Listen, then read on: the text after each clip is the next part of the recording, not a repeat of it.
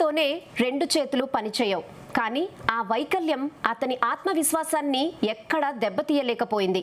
కాళ్లనే చేతులుగా మార్చుకుని చదువులో first class సాధించి ఎందరికో ఆదర్శంగా నిలిచాడు ఆ యువకుడు.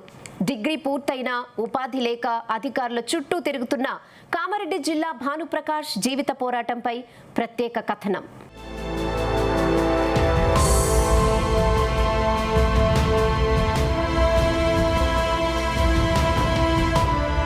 సంకల్పముంటే సాధించలేనిది ఏదీ లేదని నిరూపిస్తున్నాడు కామారెడ్డి జిల్లా ధర్మారావుపేటకు చెందిన భానుప్రకాష్. పుట్టుకతోనే రెండు చేతులు సహకరించకపోయినా ఏనాడూ ధైర్యం కోల్పోలేదు. కాళ్లనే చేతులుగా మార్చుకొని తినడం, రాయడం నుంచి తన నిత్య జీవిత పనులన్నీ సొంతంగా చేసుకుంటూ ముందడుగు వేస్తున్నాడు.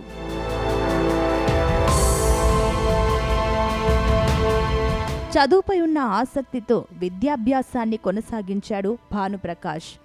ధర్మారావుపేట ప్రభుత్వ పాఠశాలలో 10వ తరగతి పూర్తి చేసి సదాశివనగర్లోని ఇంటర్మీడియట్ చదివాడు. ఆ తర్వాత కామారెడ్డి సాందీపని కళాశాలలో డిగ్రీ పూర్తి చేసి 2022లో ఫస్ట్ క్లాస్లో ఉత్తీర్ణుడయ్యాడు. వైకల్యాన్ని జయించి డిగ్రీ సాధించడంతో గ్రామస్తులంతా అతన్ని శభాషని మెచ్చుకున్నారు.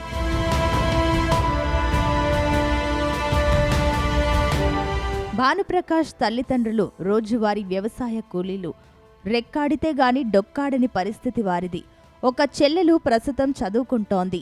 రెక్కలు ముక్కలు చేసుకుని తమను చదివించిన తల్లిదండ్రులకు భారం కాకూడదని భానుప్రకాష్ నిర్ణయించుకున్నాడు.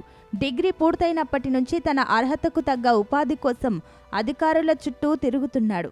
నేను చిన్నప్పటి నుండి నాకు రెండు చేతులు లేవు. కాలితోనే రాస్తాను, కాలితోనే తింటాను. మా అమ్మ నాన్నలు వ్యవసాయ కూలీగా పనిచేస్తున్నారు.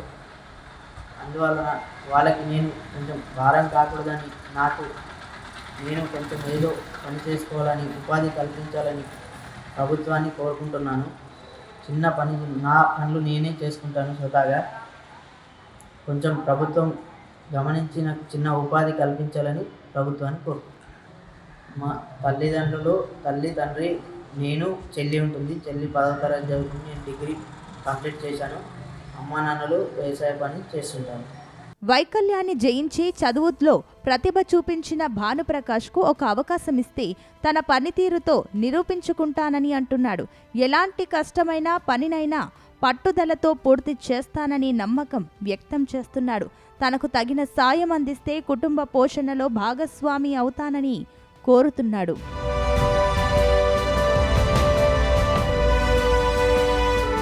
రెండు చేతులు లేవని కృంగిపోకుండా ఆత్మవిశ్వాసంతో డిగ్రీ వరకు చదివిన ఈ యువకుడికి మానవతా దృక్పథంతో ఉపాధి కల్పించాలని గ్రామస్తులు విజ్ఞప్తి చేస్తున్నారు.